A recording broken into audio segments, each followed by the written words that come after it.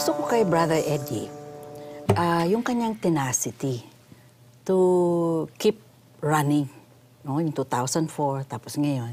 Kasi it speaks of someone na talagang may conviction din for social justice. Yung damang-dama mo yun eh, yung feel niya ng sarili niyang experience. Itong mga usurers, yung syndicate na land grabbers, mga ganyan.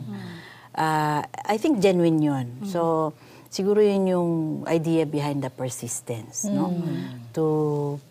And I also, gusto ko rin yung fact na he raised a flag sa evangelical community na totoo rin naman na yung politics is too important to be left to the politicians.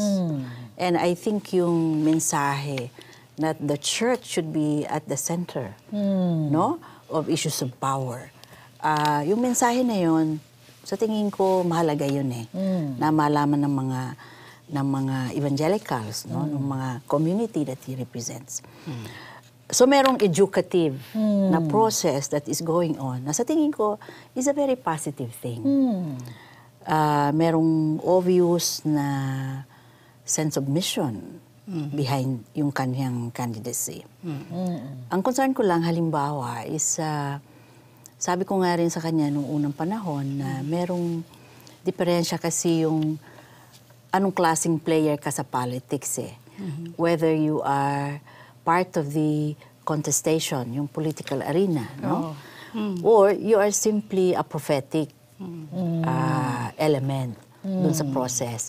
Kasi ang concern ko nga nun sa kanya, which I said to him personally, na pagka once you put your hat into the ring, you become simply a contestant. You move from being a prophet to somebody who's simply a politician. In other words, you lose your voice. Actually, sayang yung boses eh, ng church leader, no, who is engaged sa political affairs ng bansa. Yeah, you know, I share that idea, Ate Melba. Kasi when you look at religious leaders, for example, feeling ko ang potency ng isang religious leader ay yung religious influence. And that translates into political influence, hindi ba? Dahil these religious leaders first do have a constituency. May grassroots. May grassroots constituency. That is why they are relevant in politics in the Philippines. They have the numbers. Yeah. Kibuloy, Almeda, and of course, Brother Eddie. No? And I think to remain prophetic, you should not be part of the contestation. Ang feeling ko, mas influential at magiging influential si Brother Eddie, just like Brother Mike, whom I advise kung pwede lang resist the temptation of really wanting to become president, even if you have the whole of El Shaddai to back you up and your friends to back you up. Why? Because I feel that sa politika, because they have this potency to influence government in a certain direction. The potency coming not only from themselves as religious leaders, but the potency that is coming from their constituency that they could rally behind an advocacy that they believe. No? Gusto kong manatili doon si Brother Eddie. Brother Eddie, huwag kang magalit ha. Pero I want you to remain in that realm so that your voice will be prophetic. And you maintain a certain kind of prophetic distance from the powers that be. Napakahalaga talaga yun, ano? Na ang perception ng mga tao sa'yo, tuwing nagsasalita ka tungkol sa political issues, ay wala kang vested interest doon. Malinaw lang, galing sa iyong pagdama kung ano ang kalakaran talaga ng iyong lipunan. Kaya lang pag pumasok ka talaga doon bilang isang major player, di pag-iisipan na ng mga tao, ano yung sinasabi mo bilang tao ng simbahan? Are you speaking from your heart? Or are you speaking from your perception of what God is telling you? So nagkakaroon ng paghahati na ganyan. Isang issue rin siguro doon ay meron kang kalipunan. At bilang leader ng iyong kalipunan, malakas ang iyong impluensya doon sa decision making at sa paraan ng pag-iisip ng iyong kalipunan. Ngayon, kung ikaw ay tatakbo rin, at the same time na leader ka pa rin ng kalipunan, di merong issue na rin doon kung ang iyong mga tao ay nakakapagdesisyon ayon dun sa sinasabi ng konsyensya o ayon dun sa kapangyarihan o influence Bilang na galing religious sa leader iyong nila. kalagayan bilang religious leader. So may mga ethical Ganong issues klaseng yan. problema. At saka siguro, importante sa atin as a church community to realize na ang church or yung religious leader, when we are true to our calling, we do not need government to influence society. Maraming mga tao dyan who are longing for somebody to raise a flag and say, this is wrong.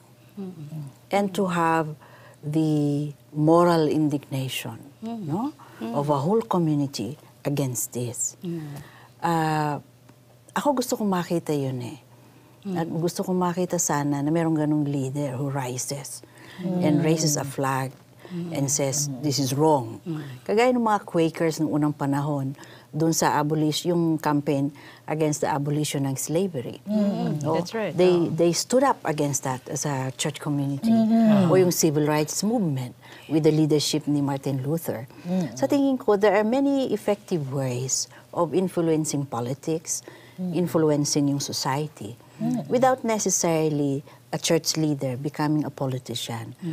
Because as you say, nawawalan ng puwersa ng moral na force.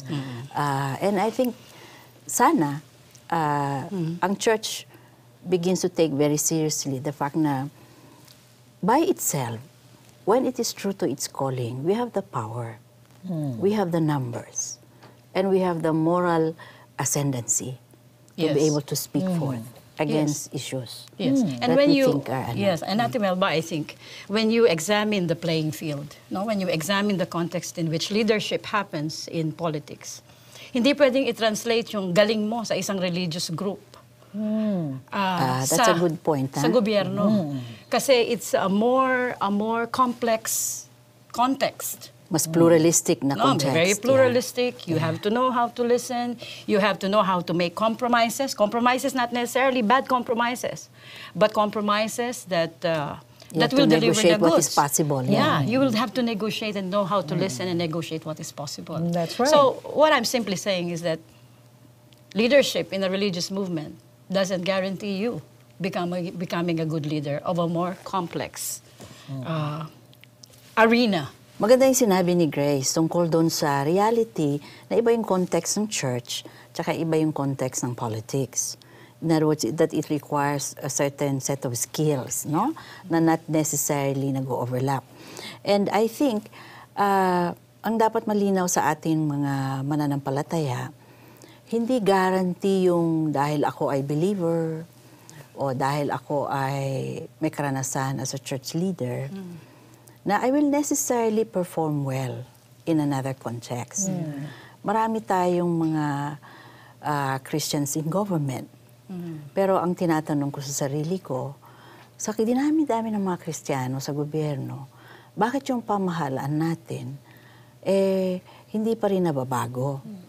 Sa tingin ko kasi, it takes a set of skills and a deeper siguro na translation ng faith into governance. Maganda yung pagkakasabi mo na natin, Melba. Oo. To be able to really function as a witness. Kasi minsan... In fact, maraming Kristiyano naaalis sa gobyerno. Oo. Pinagpaplanuhang alisin. Oo. No? Maybe siguro merong mga bagay na skills or a way of relating to people in the bureaucracy na wala sila. Kaya instead of engaging government, they are booted out of government. So they lose the historic opportunity, for example, to really be able to help So in terms ng track record, talagang walang track record si Brother Eddie tungkol sa governance at the national level, at the governmental level. Pero in terms naman ng kanyang interest, at saka talagang participation sa kwento ng kanyang buhay, pinapakita sa atin na bata pa siya talagang oriented ang pag-iisip niya Aktivista na tungkol siya. sa mga problema ng ating bayan. bansa. Kaya naging aktivista siya, nagtagu-tagu rin siya during the martial law days, dumaan pa nga siya dun sa bahagi ng kanyang buhay, sabi niya, na naging very materialist siya at saka Marxist. But eventually, na-discover niya, mas mahalaga talaga ang Panginoon. Yun ang gusto ko sa kanya yung passion for social justice. Yeah. And I hope ma-translate yun in a much more concrete and much more consistent na framework ng church as a community.